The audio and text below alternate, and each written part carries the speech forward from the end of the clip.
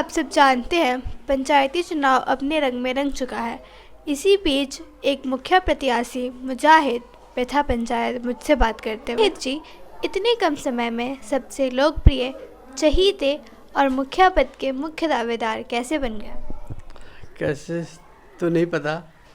First of all thank you very much कि आप या जनता हमें मुख्य दावेदार समझती है, लेकिन एक्चुअली मुझे जहाँ तक लगता है कि जनता को मैं ही एक ऐसा कैंडिडेट दिख रहा हूँ जो किसी भी प्रॉब्लम के लिए, चाहे वो विधायक के पास जाना हो, चाहे वो एमएलए के पास जाना हो, चाहे वो एमपी के पास जाना हो, ठीक है, या डीएम के पास या बीडीओ के पास, तो मैं ही एक ऐसा कैंडिडेट उनको दिख रहा हूँ जो उनकी सारी समस्या को सॉल्व कर सकता हूँ।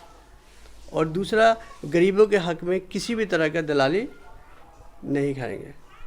सेकेंडरी हमारा परिवार है, जो आप सब जानते हैं, मेरे दादा को, हाजी डॉक्टर मोहम्मद यूसुफ साहब, जिनका समाज में बहुत नाम है, बहुत अच्छे से लोग उनको बहुत प्यार करते हैं। मेरे नाना हाजी मोहम्मद यूसुफ साहब, उनके चचा मोहम्मद हादी, जो बहुत बड़े बिजनेस टाइकून थे, उनका नाम मेरे साथ जुड़े होने की वजह से ही मुझे लगता है कि लोग मुझे सबसे मुख्य दावेदार समझते हैं। लेकिन इंडिविजुअली मैंने कोई ऐसा बड़ा काम नहीं किया कि जो मैं मुख्य दावेदार हूँ। लेकिन मैंने बेथा पंचायत के लोगों का सर्वे किया तो मुझे पता चला कि कई ऐसे काम जो अब तक किसी ने भी नहीं किए, वो आपने कर दिखाया। अच्छा, ऐसा कौन सा काम है, ज़रा बताइए मुझे।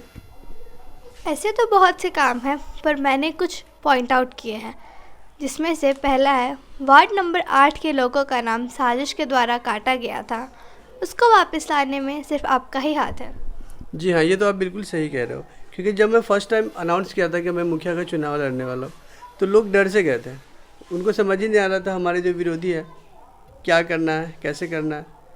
तो उन्होंने क्या किया था कि हमारे वार्ड नंबर 8 के जितने भी लोग थे, सबका नाम ही काट दिया। फिर हमने कंप्लेन किया, अल्लाह का शुक्र है आज सब लोगों का वोटर लिस्ट में नाम वापस आ गया हुआ है, और वो सारे लोग मुझे बहुत प्यार करते हैं।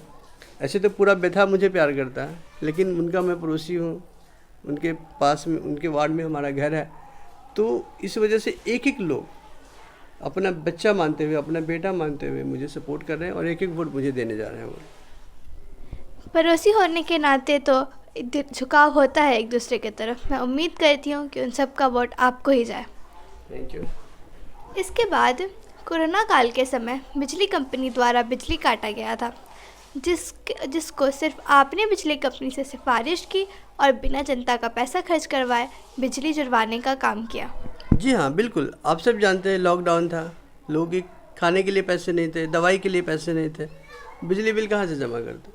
लेकिन फिर भी बिजली कंपनी ने उस समय एक्शन लिया था, कई लोगों का बिजली काट दिया गया था। मैं गया था बिजली कंपनी के ऑफिस में, उनको समझाया, अल्लाह का शुक्र है उन लोगों ने बात को समझा और उनका लाइन जुड़ गया था। अब धीरे धीरे करके वो लोग अपना बिल जमा कर रहे हैं और काम हो रहा है उनका। वाह, ये तो बहुत अच्छी बात है कि लोग अपना बिल जमा कर रहे हैं। उम्मीद है लोग ऐसी ही आपकी बात को आगे भी समझते रहें। आई विश कि ऐसा ही हो। इसके बाद जिन लोगों को पथरी या किसी और चीज़ का ऑपरेशन करवाना है, उनके लिए आपने आयुष्मान कार्ड के द्वारा 5 लाख रुपए तक का इंतज़ाम करवाया, ताकि उनका फ्री ऑपरेशन, फ्री इलाज, फ्री दवाई प्राइवेट हॉस्पिटल में हो सके। क्यों नहीं करवाना चाहिए था? क्या नहीं करवाना चाहिए था? करवाना चाहिए था ना, तो अच्छा काम किया ना मैंने। एक्चुअली देखिए, यहाँ पे बहुत सारे लोग हैं जिनको बहुत सारी समस्या है। सब चाहता है कि हमारा इलाज अच्छी जगह पे हो जाए, ऑपरेशन हो जाए, लेकिन कोई उनको गाइडलाइन करने वाला नहीं है। पैसा नहीं है, ये तो ऑब्वियस बात है। अच्छा हॉस्पिटल भी यहाँ पे नहीं है, तो वो लोग परेशान है। काम, कई लोगों का पैर टूटा हुआ है, उसमें स्टील की ज़रूरत है, ऑपरेशन की ज़रूरत है, लेकिन वो नहीं करवा पा रहे हैं क्योंकि उनको पैसे नहीं है। लेकिन गवर्नमेंट का जो स्कीम है, तो हमारी जिम्मेदारी है कि उनको बताएं। तो मैं आप लोग के माध्यम से मैं ये आपसे कहना चाहता हूँ उन लोगों से कि अगर किसी को कोई भी समस्या है, अगर ऑपरेशनल समस्या है, पैर टूट गया, अगर स्टील लगवाना है, तो वो हमारे पास आए। अगर राशन कार्ड उनके पास है तो एक लिस्ट है आयुष्मान का, मैं उसमें देखूँगा, उनका नाम अगर उसमें रहा तो मैं गारंटी लेता हूँ उनका कि फ्री ऑफ कॉस्ट उनका सर्जरी, उनका ट्रीटमेंट, उनका दवाई, जो भी चीज़ होता है वो मैं करवाऊँगा। 1 रुपये भी उनका खर्च नहीं होने दूँगा। आयुष्मान कार्ड के द्वारा तो लोगों को बहुत सी समस्याओं से छुटकारा मिल जाएगा। बिल्कुल, मैं ये चाहता भी हूँ और करूँगा। ये बहुत अच्छी बात है। इसके अलावा आपने कोरोना काल के ही समय जिन लोगों को ऑक्सीजन की ज़रूरत थी उन्हें ऑक्सीजन दिलवाया था, वो भी उस समय जब कोई किसी बीमार के घर जाना पसंद नहीं करता था। जी हाँ, ये मैं लास्ट 2 साल से देख रहा हूँ। अगर किसी को ज़रा से सर्दी बुखार है, सांस लेने में प्रॉब्लम हो रही है, तो लोग क्या, उनके परिवार के लोग मिलना जुलना बंद कर देते हैं। अगर खुदा न खास्ता उनकी मौत हो जाए तो नमाज जनाजे में लोग शामिल नहीं होते। लेकिन रीज़न क्या है मुझे नहीं मालूम, लेकिन मैं आपसे वादा करता हूँ कि मैं जब तक इस गांव में हूँ, चाहे वो कोई भी समस्या हो, किसी भी रीज़न के मैं ख्याल नहीं करूँगा, किसी भी रीज़न को मैं नहीं सोचूंगा। अगर किसी को दवाई की ज़रूरत है तो दवाई दिलवाऊँगा, अगर ऑक्सीजन की ज़रूरत होगी तो ऑक्सीजन दिलवाऊँगा। मैं करता रहूँगा जब तक मैं रहूँगा, ये मेरा वादा है। दुआ करूँगी आपका ये वादा पूरा करने में आप सफल हो जाएं। Thank you. फिर आपने जिन लोगों को गैस कनेक्शन लेना है उनको किसी तरह की समस्या ना हो, या जो लोग दलाली खाते हैं उन पे भी आपने रोक लगवाया था। जी हाँ, आप सब जानती हैं कि अभी सरकार का योजना है कि जो गरीब लोग हैं जिनके पास राशन कार्ड है वो उनको फ्री गैस कनेक्शन दिया जाए। ठीक है कि हर लोग के पास 4-5 हज़ार रुपया होता नहीं है, तो वो फ्री में गैस कनेक्शन मिल जाएगा तो वो भी इस्तेमाल करेंगे। लेकिन इसमें क्या है, कोई बताने वाला नहीं था उनको। कोई वेंडर आके अप्लाई कर दिया, 200, 400, 500 रुपये ले गया, पता नहीं अप्लाई हुआ कि नहीं, पता ही नहीं होता था उनको। अगर अप्लाई हो भी गया तो अंगूठा के नाम पे उनको लगवाना है, फिंगर लगवाना है तो दे दो 300-400-500 रुपये। फिर अगर गैस कनेक्शन आ गया तो उसमें भी 400-500 रुपये लेना है कि चलो अब गैस कनेक्शन आपका आ गया, चूल्हा आ गया, आप ये दो। तो इस तरह से लोगों के पैसे की बहुत लूट हो रही थी और सही जगह पे मिल नहीं पा रहा था। तो हमने एक प्रोसेस शुरू किया और अल्लाह का शुक्र है ऑलमोस्ट 500 लोगों को हम लोग फ्री गैस कनेक्शन देने जा रहे हैं, जिसमें जनता का 1 रुपया भी खर्च नहीं हुआ और ना होगा। आप पता कर लीजिए, जो में बहुत लोगों को हमने दिया। हाँ, मैंने देखा था कि इस तरह से आपकी ये गैस स्कीम लोगों तक पहुंची थी, बहुत अच्छा लगा था देख के। Thank you. इसके बाद आपने यूनानी अस्पताल जो टूट चुका था वो दूसरे गांव में शिफ्ट हो रहा था, उसे भी रुकवाने का काम आपने किया था। जी हाँ, आप सब जानते हैं कि गांव में कोई अगर संस्था कितनी मुश्किल से आती है, लोग जद्दोजहद करते हैं। लेकिन एक अस्पताल जो ऑलरेडी मेरे गांव में है वो अगर दूसरे गांव में चला जाए, कितनी शर्म की बात है। मैं तो बिल्कुल ही नहीं देखूंगा इस चीज़ को, जाने बिल्कुल ही नहीं दूंगा, चाहे जो करना पड़े। मैंने किया था, जहाँ भी जाना पड़ा, मैं पटना तक गया था, डायरेक्टर तक का ऑर्डर में ला के उसको स्टे कर दिया। और सिंपल सा बात है, जब मैं घूमने जाता हूँ गांव में, पूछता हूँ तो एक बिजली का ऑफिस दूसरे गांव में चला गया, सिरसिया में, तो लोग को अफसोस होता है कि बेथा में क्यों नहीं है। और एक अस्पताल चला जाएगा तो कितना अफसोस होगा। खासतौर से वो अस्पताल जिसमें सिंकारा, दसमोला रिस्ट, अशोका रिस्ट, च्यवनप्राश, रेस्टोरा, स्वालिन, बता कितनी इंपॉर्टेंट दवा है, हर आदमी खाता है और कितना महंगा दवा है। अगर ये फ्री मिलेगा तो मैं वादा करता हूँ कि जिस दिन मैं मुखिया बनता हूँ उससे 10 दिनों के अंदर में हर लेडीज़ को सिंकारा और दसमोला रिस्ट फ्री दिलवाऊँगा। और जो जेंट्स हैं या बूढ़े हैं उनको च्यवनप्राश जरूर दिलवाऊँगा फ्री। मैं दुआ करूंगी कि आप जीतने के 10 दिन के अंतर के साथ दशमोला रिस्ट और सिंकारा लेडीज़ को पहुंचाएं, क्योंकि मैं जानती हूं ये औरतों के लिए कितनी ज़रूरी दवा है। और बूढ़े को च्यवनप्राश और स्वालिन भी दिलवाएं। जी बिल्कुल बिल्कुल, मैं करूँगा। इसके बाद बेथा गांव की एक ही मेन सड़क है जो चलती है, वो टूट चुकी थी गछिया के पास उसकी पुल, तो जिस पे चलने से लोगों को एक्सीडेंट का खतरा था, तो फिर आपने उस पुल की मरम्मत करवाई।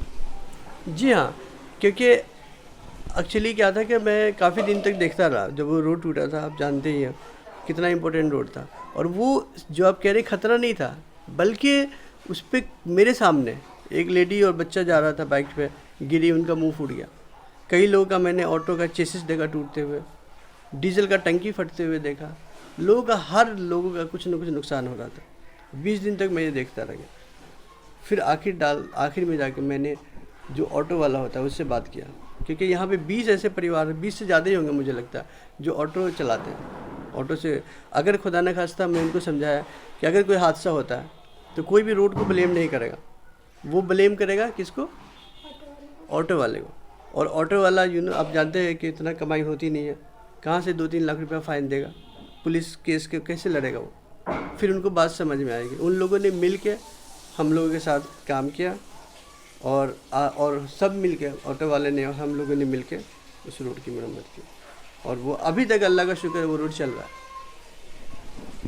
जी हाँ, मैंने उस रोड को देखा था, बहुत अच्छे से चल रहा है और उम्मीद है कि बेथा गांव की और सारी सड़कों को भी आप ठीक करवाएंगे। जी बिल्कुल कराऊंगा, बिल्कुल। इसके बाद जिन लोगों ने इंदिरा आवास का पैसा लेने के बाद घर नहीं बनवाया है, उन्हें सरकार ने एक नोटिस भेजा है, शायद उन पर कार्रवाई भी हो, तो आपने उस नोटिस को एक्सटेंड करवाया और लोगों को होम लोन दिलवाने की कोशिश कर रहे हैं ताकि उनका घर बन जाए। जी हाँ बिल्कुल, देखिए ये सरकार का स्कीम है, सबको मालूम है।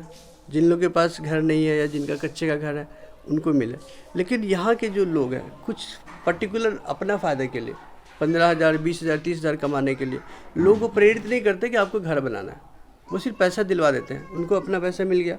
लेकिन आपको पता है सरकार ऐसी नहीं है, सरकार कोई चीज़ करती है तो उसका कुछ ना कुछ मकसद होता है। अगर जो लोग घर नहीं बनाएंगे उन पर कार्रवाई होगी, ये निश्चित है, और मैं वादा करता हूँ कि मैं अपनी जनता को इससे बचाऊँगा। अगर उसको लोन दिलवाने की ज़रूरत पड़ेगी लोन दिलवाऊँगा, लेकिन घर बनवाऊँगा। लेकिन इससे पहले मैं उन सबको चेतावनी देना चाहता हूँ या रिक्वेस्ट करता हूँ कि जिन लोगों का पैसा आप लोगों ने लिया 20,000, 30,000 इंदिरा आवास कराने के नाम पे, आप प्लीज़ लौटा दीजिए ताकि उनका घर बन जाए। नहीं तो कार्रवाई होगी तो उसके ज़िम्मेदार आप भी होंगे। जी हाँ, कार्रवाई से लोग को बचाने की आप बहुत अच्छी कोशिश कर रहे हैं और घर की जितनी ज़रूरत है लोग को वो सब जानते हैं। उम्मीद है इस काम में भी आप सफल हों। बिल्कुल, मैं ज़रूर बचाऊंगा लोगों को किसी पे भी, एक पे भी उस नोटिस को कार्रवाई नहीं होने ज़रूरत पड़ेगा, मैं एक्सटेंड करवाऊंगा उनका नोटिस, लेकिन किसी को उसमें फंसने नहीं दूंगा, बचाऊंगा। घर बनवाना पड़ेगा, उसके लिए लोन दिलवाना होगा, दिलवाऊंगा मैं। बहुत अच्छी बात है। इसके बाद आपका परिवार बेथा गांव में बहुत बड़ा, चर्चित और लोकप्रिय भी है, लेकिन बेथा पंचायत की ज़्यादातर जनता आपके बात करने के तरीके से बहुत प्रभावित है, तो आप उन्हें अपने बारे में कुछ बताइए। एक्चुअली वो लोग मुझे जानते हैं, मैं यहीं पे पला बड़ा हूँ, पैदा भी यहीं हुआ हूँ। जो कुछ मैंने सीखा है उन्हीं से सीखा है। आज मैं आपसे बात कर रहा हूँ तो ये उनकी ही देन है, तो ऐसा कुछ बताने की ज़रूरत नहीं है। मुझे सिर्फ एक चीज़ कहना है उनसे कि आपकी कोई भी समस्या होगी, मैं कभी हाथ नहीं जोड़ूंगा कि ये काम मुझसे नहीं होगा या मेरे फील्ड का नहीं है। मैं उसको जहाँ तक हो सकेगा, विधायक के पास, एमपी के पास, डीएम के पास, जहाँ भी जाना होगा मैं जाऊँगा। और कोई भी किसी चीज़ के नाम पे जो लोग आपसे लेते हैं, राशन कार्ड के नाम पे पैसा, आधार कार्ड के नाम पे, कोई अफसर अपने गांव में नहीं है मतलब ठीक करने वाला, राशन कार्ड ठीक करने वाला, सबको ये जो जिस तरह से मैंने आप देखा था कि गैस का अप्लाई करवाया, सेम उस तरह से मैं करवाऊँगा। राशन कार्ड बनाने वालों को, आधार कार्ड बनाने वालों को, सबको मैं इस तरह से लाऊंगा गाँव, बीच से दलाली को ख़त्म करूँगा। तो आप मुझ पे जो विश्वास कर रहे हैं, मैं वादा करता हूँ कि मैं विश्वास नहीं तोड़ने दूँगा। ज़रूर मैं काम करूँगा जो मुझे लगता है आपके फ़ायदे के लिए होगा, ये मेरा वादा है। आपका बहुत बहुत शुक्रिया जाहिद जी, हमारे साथ अपना कीमती समय स्पेंड करने के लिए और अपने बारे में इतना कुछ बताने के लिए। उम्मीद है आप जो जो वादे किए हैं उसे पूरे करने में ज़रूर सफल होंगे। बिल्कुल मैं करूँगा, बिल्कुल। Thank you.